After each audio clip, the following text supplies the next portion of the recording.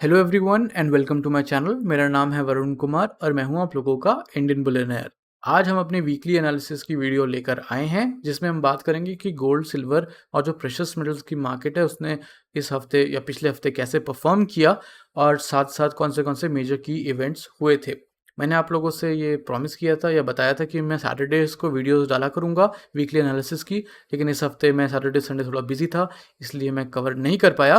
But आपसे ये ज़रूर वादा रहेगा कि मंडे मॉर्निंग जब भी मार्केट खुलती है उससे पहले आपको वीकली एनालिसिस मिल जाया करेगा। So with that motive quickly एक बार कवर अप कर लेते हैं, रिकैप ले लेते हैं कि लास्ट वीक हमने क्या बात की थी। हमने ये बात करी थी कि जो टर्की का सेंट्रल बैंक है उन्होंने around 37 tons of gold add किया था क्वार्टर 1 2022 में। दैट इज़ द हाईएस्ट या हैवीएस्ट अमाउंट ऑफ गोल्ड जो किसी कंट्री ने ऐड किया हो। डिस्पाइट द फैक्ट कि जो टर्किश लीरा है यानी कि जो करेंसी है टर्की की, वो क्रैश कर रही है इन टर्म्स ऑफ यूएसडी या ओवरऑल, बिकॉज उनकी कंट्री में महंगाई बहुत हो रखी है। फिर हमने सर्वे की भी बात की थी जहां हमने देखा था उस सर्वे के हिसाब से maximum amount of people still prefer gold even though वो 6 से 7% नीचे गया था।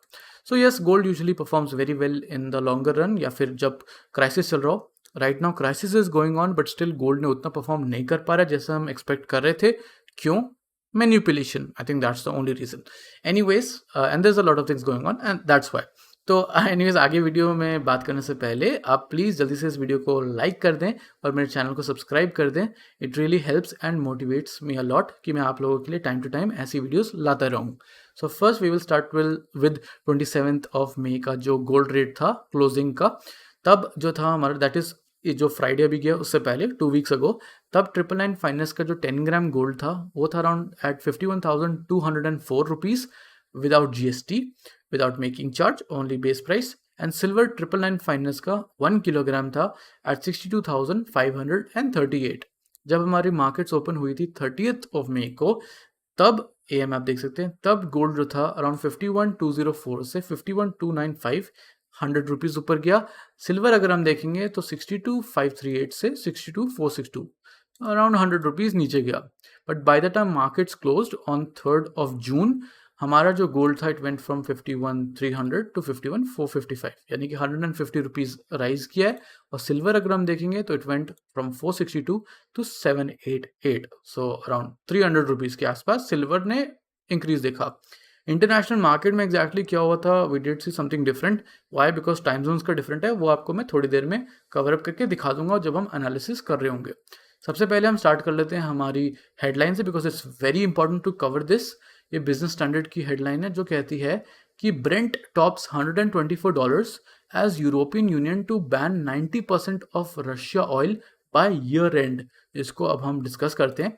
इसमें ये कह रहे हैं कि ब्रेंट, अब जैसे यूएस ऑयल अगर आपने सुना है that is called WTI, and European union या यूरोप में जो ऑयल होता है उसे हम ब्रेंट कहते हैं। इसका जो प्राइस है वो गया $124 पर। 124 क्या? $124 पर बैरल। एक जो बैरल होता है वो अप्रोक्सीमेटली 42 यूएस गैलन्स या 160 लीटर्स का होता है। तो बेसिकली ब्रेंट के हिसाब से जो ऑयल है इट रीच टू $124 पर बैरल। ये हुआ क्यों? इसलिए हुआ क्योंकि यूरोपियन यूनियन ने ये डिसाइड किया कि वो बैन करना चाहते हैं एटलीस्ट 90% ऑफ रशियन ऑयल या रशिया से जो ऑयल आता है बाय ईयर एंड। तो अगर आपको नहीं पता है मैं आपको बताता हूँ, Russia is the largest producer of oil. No, second largest producer of oil, because US is the largest producer of oil, लेकिन यूएस जो है लार्जेस्ट कंज्यूमर भी है। सो या रशिया जो भी ऑयल बनाता है, since Europe is definitely close, तो रशिया जो भी ऑयल बनाता है उसका 50% जो होता है वो यूरोपियन यूनियन के पास जाता है। सो इतना सारा कट हो जाना, ये ऐसा कह रहे हैं कि ये बैन जो है वो मॉस्को यानी कि रशिया की जो कैपिटल है उसको billions of dollars every year cost कर सकता है। अगर आप ध्यान से सोचोगे, अगर कोई कंट्री या पूरा यूरोपियन यूनियन जो है 50% ऑयल यहाँ से ले रहा है, सॉरी रशियन ऑयल 50% जो है वो यूरोपियन यूनियन के पास जा रहा है, अगर रशिया 50% नहीं दे पाएगा डेफिनेटली वो रशिया के लिए लॉस है। लेकिन क्या वो लॉस यूरोपियन यूनियन के लिए नहीं होगा जब वो जल्दी से कोई ऐसा एक्सपोर्टर नहीं ढूंढ पाएगा जो ऑयल भेजता है, बिकॉज यूरोपियन यूनियन तो इम्पोर्ट कर रहा है, उसको रिप्लेसमेंट ढूंढना इज़ नॉट दैट ईजी। आप सोचोगे यूएस बनाता है इतना सारा यूएस भेज दे। यूएस तो लार्जेस्ट प्रोड्यूसर है, बट आपको ये नहीं पता कि वो कंज्यूमर भी बहुत बड़ा है, सबसे बड़ा है। तो बेसिकली ऐसा टाइम भी आता है कि उसको फिर भी बाकी कंट्रीज से कभी कभी ऑयल को इम्पोर्ट कराना पड़ जाता है। तो दैट इज़ इम्पॉर्टेंट। तो अब हम बात करने वाले हैं उस एग्जैक्ट पॉइंट की कि ये जो बैन है ये क्या कहता है। ये कहता है कि 2/3 यानी कि let's say 66% of the European union जो है वो ऑयल को, जो रशियन ऑयल को इम्पोर्ट करता है वो एक टैंकर के थ्रू आता है, बेसिकली सी रूट से आता है ऑयल सारा, जो भी 2/3 66% जो है वो ये लेकर आते हैं। एंड जो 1/3 है वो एक द्रुस्बा पाइपलाइन के थ्रू आता है। ये जो बैन है ये सिर्फ अप्लाई होगा 2/3 को, 2/3 यानी कि 66%, यानी कि जो टैंकर से आ रहा है सारा ऑयल, उनको ये बैन असर करेगा। इस बैन के वजह से ये बैन जो है वो 90% हो सकता है अगर पोलैंड एंड जर्मनी जो पाइपलाइन से कनेक्टेड है वो भी ऑयल खरीदना छोड़ दें by the end of 2022। This is a very big thing. तो ये चाहते हैं कि इट गोज फ्रॉम 66% टू 90, यानी कि अराउंड 34% का राइज हो सकता है अगर पोलैंड एंड जर्मनी जैसी कंट्रीज जो हैं वो पाइपलाइन से जो कनेक्टेड है वो ऑयल वहाँ से लेना बंद कर दें। अब आप सोचेंगे जो बाकी 10% है उसमें कौन सी कंट्रीज आती हैं। तो जो रिमेनिंग 10% है उनको टेम्परेली एग्जेम्प्ट मिलेगा, क्योंकि हंगरी, स्लोवाकिया एंड जो चेक रिपब्लिक है वो सारे पाइपलाइन से कनेक्टेड हैं। So to tell you that, here is the big map of the pipeline starting from northeast kind of thing from Russia to Europe. This is the world's largest pipeline, सबसे लंबी pipeline है जो कि 4000 kilometre cover करती है। It's a lot. And the thing is, यहाँ पर हमने देखा कि चेक Republic over here, Slovakia over here and Hungary over here, ये तीनों जो है वो 10% में आते हैं जो अपना ऑयल लेते रहेंगे, जिनको एग्जाम्पशन मिला हुआ है, and they'll keep taking it. So Slovakia and चेक रिपब्लिक वो कंट्रीज हैं जिनको अगर आप देखोगे तो ये ग्रीन लाइन जिसके ऊपर ये येलो येलो है उसके थ्रू एक पाइपलाइन है, that is an existing bypass pipeline. And अगर आप हंगरी को देखोगे तो उसके ऊपर से ये पतली सी लाइन जा रही है which is an existing pipeline, but यहाँ पर देखोगे तो एक फ्रेंडशिप 2 लिखा हुआ है, बिकॉज जो इसका नाम है this Druzhba in Russia means friendship. तो अपेरेंटली ये फ्रेंडशिप की तरह शुरू हुआ था, बट ये तो काफ़ी कियोस हो चुका है, बिकॉज यहाँ पर हमने देख लिया अगर जो टैंकर वाला रूट है वो कैंसिल, टैंकर वाले रूट में काफ़ी सारी यूरोपियन कंट्री से कनेक्ट होता है। इनफैक्ट इवन यूक्रेन में अगर आप देखोगे तो खेरसन और ओडेसा वो जगह है जहाँ पर ऑयल जाता था through tankers, but still it will not go now. So that is a very big thing. वो नाउ क्या, इनफैक्ट ये दोनों जो प्लेसेस हैं they are pretty much I think destroyed right now, if I'm wrong correct me, but still it's pretty hopeless to see that. And यहाँ पर अगर आप देखोगे so these pipelines are well vested, existing जो हैं, जो pipeline road पे हैं जो भी बन रखी हैं, it's very big infrastructural stuff, and इसको यूटिलाइज नहीं करना is a bit sad thing, but European Union के अपने रीजंस हैं, but they have more concerns related to this, oil से रिलेटेड, जो हम बाद में कभी देखेंगे। एग्रीमेंट जो है वो क्लियर करेगा for the 6th package of EU sanctions. EU ने काफ़ी सारे सैंक्शंस रेडी करे हैं, उसमें से ये एक पॉइंट है जहाँ पर इन्होंने ये चीज़ें हटाकर बाकी चीज़ों पे फोकस करनी है। उस पर जो फोकस है वो आता है कि रशिया का जो सबसे बड़ा बैंक है दैट इज़ द स्बर्ब बैंक, इससे जो है वो स्विफ्ट मैसेजिंग सिस्टम से हटाना है। तो स्विफ्ट मैसेजिंग सिस्टम अगर आप देखोगे it is a very smooth thing, जिसमें जो बैंक्स होते हैं, मल्टीपल बैंक्स या 2 बैंक्स होते हैं, वो आपस में कम्युनिकेट कर सकते हैं। आपने स्विफ्ट कोड नाम की चीज़ सुनी होगी, जब आपको कोई ट्रांजैक्शन करनी होती है कभी कभी at times you need a SWIFT code, वो बैंक्स देते हैं। सो ये जो स्बर बैंक है, Sber whatever however you pronounce this, ये जो है 1/3 आई थिंक 1/3 या फिर हाफ से ज़्यादा जो है वो ट्रांजेक्शन्स को संभालती है। बहुत सारे रशियन बैंक्स को जो है वो स्विफ्ट से हटा दिया है। So European Union I think decides that उन्होंने स्विफ्ट से हटा दिया। So it is a very big major setback for Russia, क्योंकि उनके जो US डॉलर्स है बेसिकली आई थिंक वो भी वहीं पे फंसे हुए हैं, सब लाइक दैट, उसे यूज़ नहीं कर सकते हैं, पता नहीं क्या क्या हो रहा होगा, I can not even imagine that. At $124 a barrel, oil touched its highest value since March 9. March 9 से अगर हम देखेंगे तो ये हाईएस्ट गया है ऑयल का price. I mean yes that is a bit concerning. So now let's take a look कि वो ग्राफिकल टर्म्स में कैसे दिखता है। So this is the graph for UK oil. यहाँ पर हम गोल्ड, सिल्वर, DXY और USD/INR को भी देखेंगे। यहाँ पे यूके ऑयल अगर आप देखोगे सो दिस इज 31 मई, यहाँ आप देख सकते हो, और over here it's eight $124।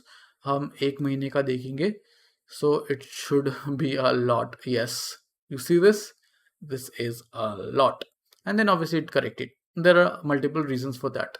So अब हम फोकस करते हैं अपने प्रेशियस मेटल्स पे, क्योंकि बाकी चीज़ हमने देख ली. प्रेशियस मेटल्स में हम 30 मई से लेके 3 जून का यहाँ पर एक ग्राफ देख रहे हैं, जिसमें quite clearly we can see the observation कि markets went down mid week and then went up. And मैंने जैसे आपको बताया था कि फ्राइडे इंडियन मार्केट्स के हिसाब से मार्केट तो ऊपर थी, लेकिन यहाँ पर जो इंटरनेशनल मार्केट, क्योंकि टाइम जोन का डिफरेंस है, वो इट वेंट डाउन टू 1850 का लेवल. एक बार देख लेते हैं. काफ़ी अच्छा मैंने ये पैराग्राफ ढूंढा. It is by Sugandha Sachdeva, vice president commodity and currency research eight Religare broking limited, sorry. तो यहाँ पे इन्होंने बोला कि जो येलो मेटल था वो एक प्रेशर के अंदर रहा हफ्ते की शुरुआत में, जहाँ पे जो प्राइसेस हैं वो एक 2 वीक लो नीचे गई, जब यूएस की जो ट्रेजरी यील्ड्स है वो ऊपर गए उस स्पेकुलेशन पे कि आगे जो है इंटरेस्ट रेट्स बढ़ सकते हैं टू टेम इन्फ्लेशन, यानी कि इन्फ्लेशन को कम करने की कोशिश करेंगे by rising interest rates, and that speculation led to this. That is pretty obvious and interesting. Second we saw कि यूएस डॉलर जो इंडेक्स है उसने रीगेन किया, इट केम बैक बिकॉज वो काफ़ी नीचे गया था लास्ट 2 वीक्स के कंपैरिजन में. So for that we will go to DXY. DXY did perform well, but if we go let's say a few weeks back, तो यहाँ आप देखोगे कि it was on a steady decline and then it regained. अब DXY ऊपर जाएगा, यानी कि group of currencies versus USD, USD versus group of currencies, तो USD ने स्ट्रेंथ पकड़ी, उसने स्ट्रेंथ पकड़ी, तो बेसिकली मेटल्स ने तो डेफिनेटली नीचे जाना था. देन हियर वी सी कि इन्फ्लेशन कंसर्न्स चल रहे हैं, महंगाई तो पूरी दुनिया में प्रॉब्लम एक है, और एनर्जी के जो प्राइस है वो बढ़ रहे हैं. अब हमने जो ऑयल के बारे में बात की, ऑयल का जो इशू है वो भी एक है, लेकिन एनर्जी का है वो यूरोप में बहुत बड़ा इशू बन रखा है. तो एनर्जी को जैसे जनरेट करना, जैसे कोल की अगर हम बात करें, इंडिया में भी अगर हम बात करेंगे तो कोल की शॉर्टेज की बात हुई थी. तो ये सारी जो चीज़ें हैं ये इसके वजह से जो हैं एक कंसर्न्स बढ़ रहे हैं, एंड साथ साथ फिर रिसेशन के फियर्स भी आ गए हैं. इन सब के वजह से जो है वो प्राइसेस रिबाउंड हुए लोएस्ट लेवल से in the last 2 weeks. Gold की बात कर रहे हैं, लास्ट 2 वीक से जो है वो प्राइसेस रिबाउंड करे जब it went to around 1870s. तो लास्ट 2 वीक्स की इन्होंने बात करी है, तो let's quickly take a look at last 2 weeks. Last 2 weeks was this when it was at around 1860 or something. So इधर देख सकते हैं 1860s वाले लेवल पे था, and then it finally went over 1870 and then 1875 तक गया, and then it fell down to its original 1850 support, जैसे लोग कह रहे थे कि it's a very strong support over here. Then we have some more news. वो ये कहती है कि क्रूड प्राइसेस जो हैं, जो ऑयल प्राइसेस हैं, वो थोड़े डिसेंट हुए, थोड़े ऊपर हुए. इनफैक्ट जब चाइना की जो रिस्ट्रिक्शंस हैं, कोविड-19 की जो रिस्ट्रिक्शंस हैं वो थोड़ी ईज हुई, थोड़ी कम हुई, तो वहाँ पे क्रूड प्राइसेस भी थोड़े सेटल हुए.